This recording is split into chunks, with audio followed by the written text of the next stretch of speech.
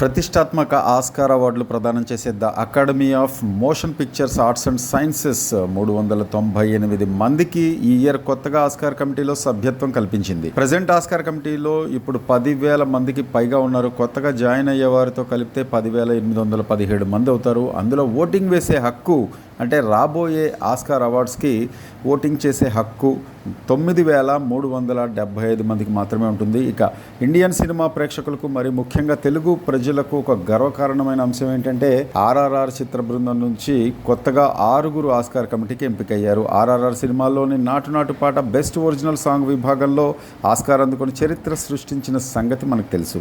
ఆ పాటలో స్టెప్పులేసి ప్రేక్షకులను అలరించిన హీరోలు young tiger NTR, mega power star Ram చరణ్తో పాటు సంగీత దర్శకుడు ఎంఎం కీరవాణి, గేయ రచయిత Chandrabose, cameraman Senthil, production designer Sabu Cyril ఈ 6 ఆస్కార్ కమిటీలో చోటు కల్పించింది మోషన్ పిక్చర్స్. ఇంకా ఆస్కార్ కమిటీలో ఎవరున్నారంటే మణిరత్నం కూడా ఎంపికయ్యారు. శ్రీలంక సివిల్ వార్ నేపథ్యంలో తెరకెక్కిన కన్నాతిల్ ముత్తమిట్టాల్ అంటే తెలుగులో అమృతగా విడుదలైంది ఈ సినిమా. అండ్ ఇరువర్ అంటే తెలుగులో ఇద్దరు సినిమా అన్నమాట. ఈ సినిమాలకు గాను ఈ ప్రముఖ దర్శకుడికి ఆస్కార్ కమిటీ ఆహ్వానం పలికి RRR చిత్ర బృందం నుంచి ఈ 6 ఆస్కార్ కమిటీ నుంచి ఇన్విటేషన్ రావడంతో తెలుగు ప్రేక్షకులు, సినిమా ఇండస్ట్రీలో ఉన్న ప్రముఖులందరూ చాలా హ్యాపీగా ఫీల్ అవుతున్నారు. అయితే ఒక్క విషయంలో మాత్రం చిన్న డిసప్పాయింట్మెంట్ ఉంది.